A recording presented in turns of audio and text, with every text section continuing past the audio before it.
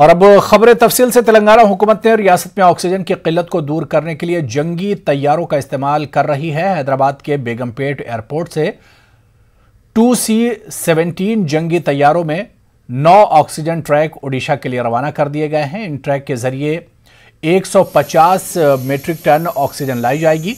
तेलंगाना के वजीर सेहत एटला राजेंद्र ने कहा कि तेलंगाना हुकूमत ने एक बार फिर साबित कर दिया कि रियासती हुकूमत आवाम की जान को बचाने के लिए हर मुमकिन कोशिश करने से पीछे नहीं हटेगी। रियासती वजीर ने बताया कि 27 अप्रैल तक गैस तेलंगाना पहुंच जाएगी। उन्होंने कहा कि तैयारों के जरिए ऑक्सीजन लाने से 3 दिन पहले ऑक्सीजन दस्तयाब होगी। रियासत के 22 गवर्नमेंट अस्पतालों में लिक्विड ऑक्सीजन टैंक कायम कर दिए गए हैं। उन्होंने उम्मीद जाहिर की कि आने वाले दिनों में ऑक्सीजन की कमी नहीं होगी।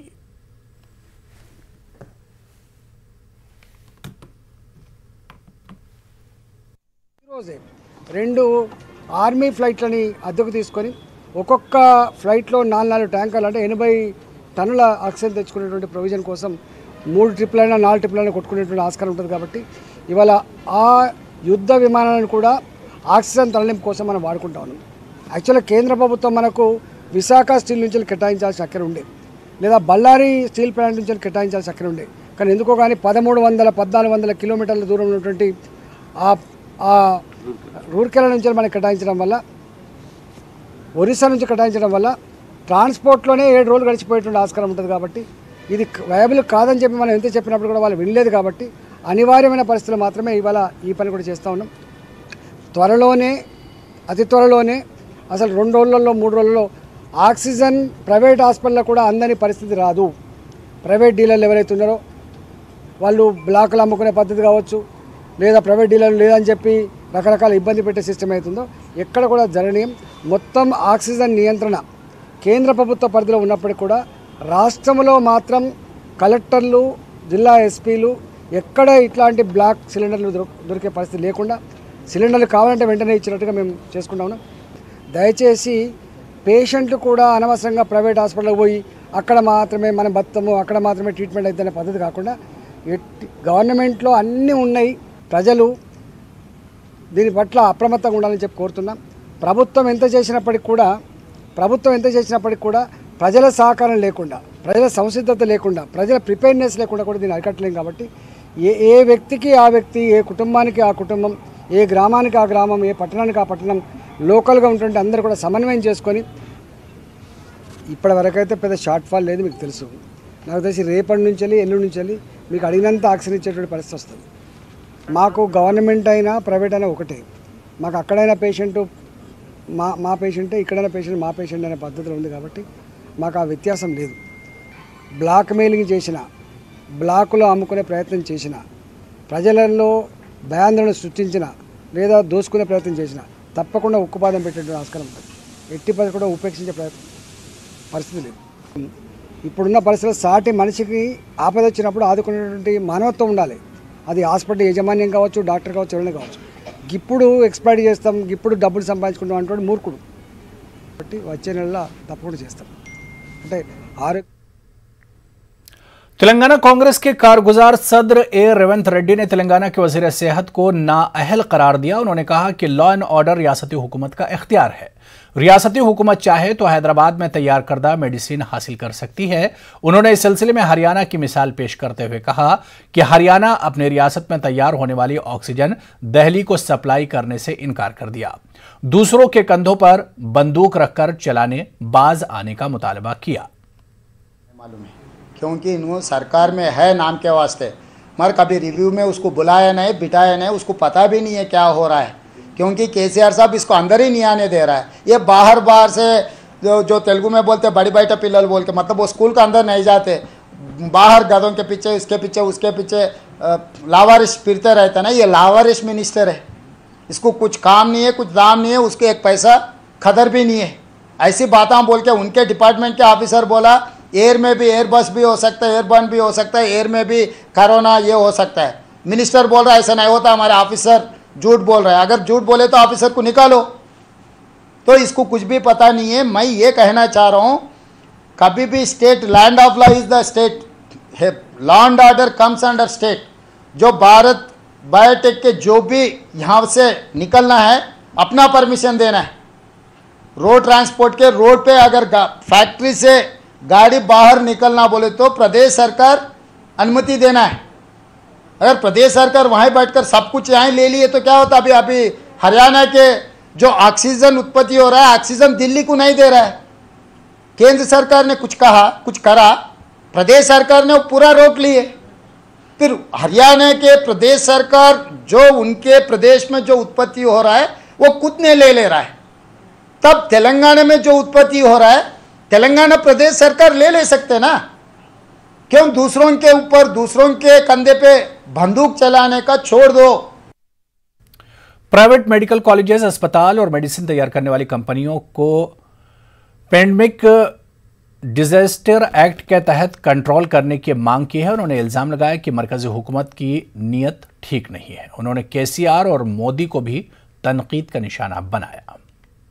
प्रदेश सरकार और केंद्र सरकार से हम सरासर ये डिमांड कर रहे हैं कि प्राइवेट जितना भी मेडिकल कॉलेजेस है, हॉस्पिटल्स है, सिंगल रूफ में ले लेना।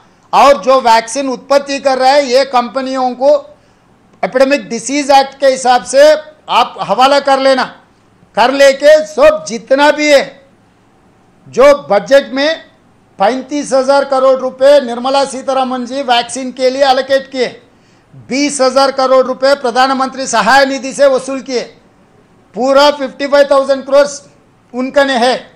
अगर 150 करोड़ लोगों को 2 बार वैक्सीन दिए तो भी 30,000 करोड़ रुपए बस है और 25,000 करोड़ रुपए बचेगा।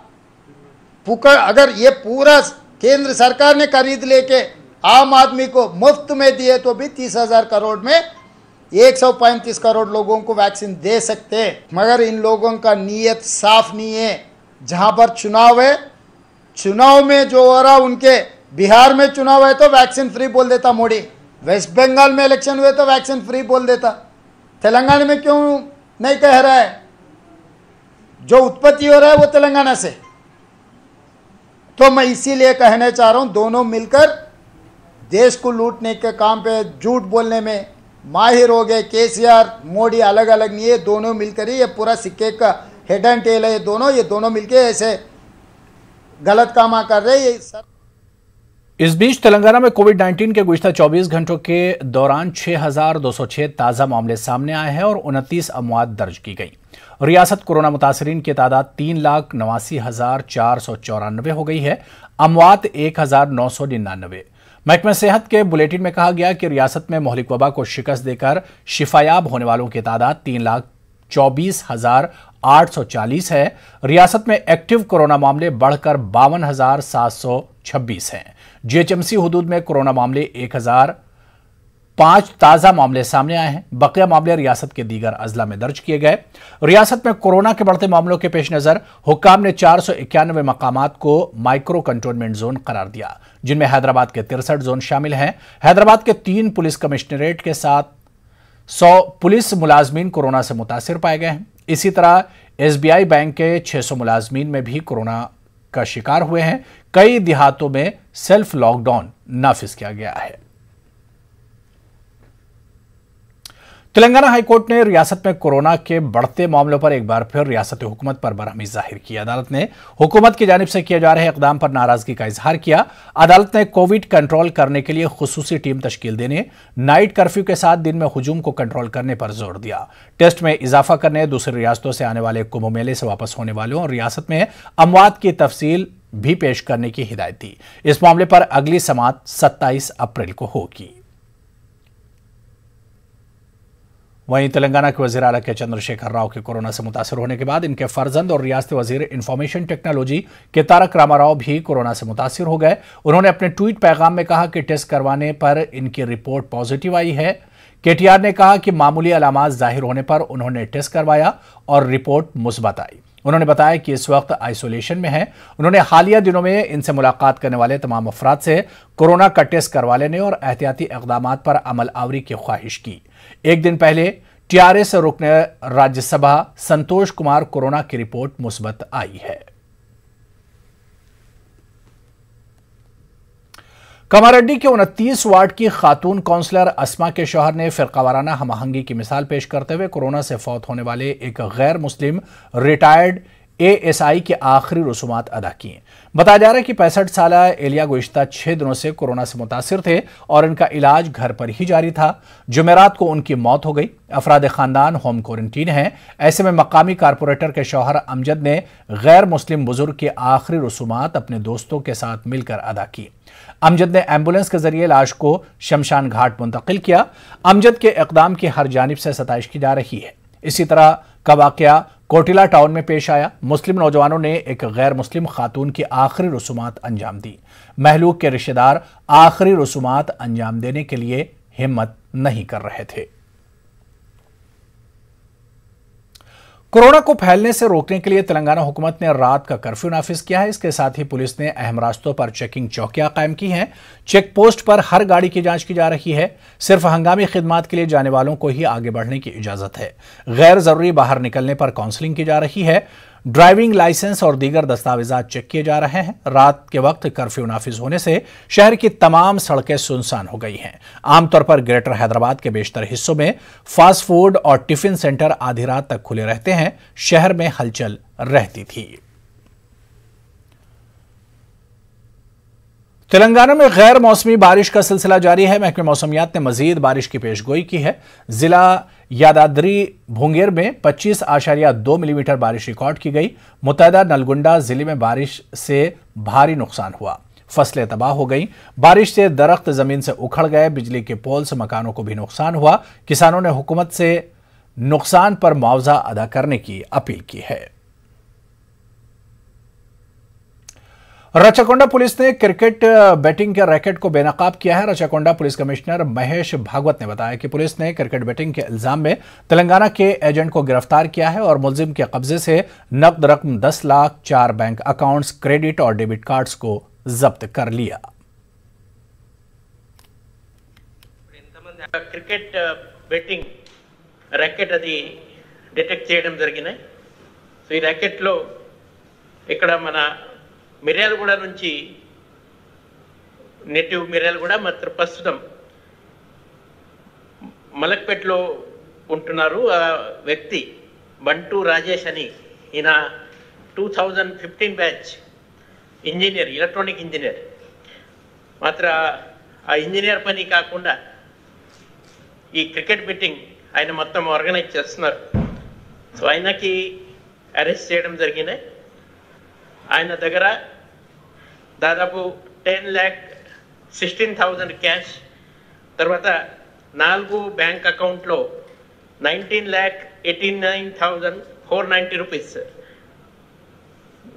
మొబైల్ ఫోన్ 5, తర్వాత డెబిట్ కార్డ్, క్రెడిట్ కార్డ్ 11. మొత్తం ఈ ప్రాపర్టీ విలువ అది 30,55,490 రూపీస్ ఉంది. యాక్చువల్ ఆర్గనైజర్ది ఛానల్ ఉంది ఒకటి, ఫెరారీ లైన్. ఈ ఫెరారీ లైన్ మన టెలిగ్రామ్, ఈ సోషల్ మీడియా యాప్లో కూడా ఈ ఛానల్ అక్కడ మనకు కనిపిస్తుంది. సో ఈ ఛానల్లో దాదాపు 15 lakh సబ్స్క్రైబర్ ఉన్నమాట. సో ఈ ఛానల్ బేసికలీ ఎవరెవరికి ఇంట్రెస్ట్ ఉంది, ఆ ఇంట్రెస్ట్ ఉన్న వ్యక్తికి మన ఇక్కడ ఐపీఎల్, ఇండియన్ ప్రీమియర్ లీగ్, తర్వాత సిపిఎల్, అంతే Caribbean Premier League West Indies, తర్వాత బిగ్ బ్యాష్ లీగ్ ఆస్ట్రేలియా, అలాంటి క్రికెట్ మ్యాచెస్ సంబంధించి లింక్ వాళ్ళు వాళ్ళ మెంబర్స్కి పంపిస్తూ ఉన్నారు. తర్వాత ఇదే దాంట్లో వాళ్ళు కొంతమందిని కాన్ఫిడెన్షియల్గా ఎవరికి ఇంట్రెస్ట్ ఉంది ఆ వ్యక్తికి ఏజెంట్గా వాళ్ళు అపాయింట్ చేసి ఈ వాళ్ళ ద్వారా ఈ క్రికెట్ బెట్టింగ్ వాళ్ళు ఆర్గనైజ్ చేస్తున్నారు. ఈ లోకల్ ఏజెంట్స్ ఎవరు ఉన్నారు, ఇప్పుడు బంటు రాజేష్ అంతే మన తెలంగాణ లోకల్ ఏజెంట్ ఈ ఫెరారీ లైన్ ఛానల్ది.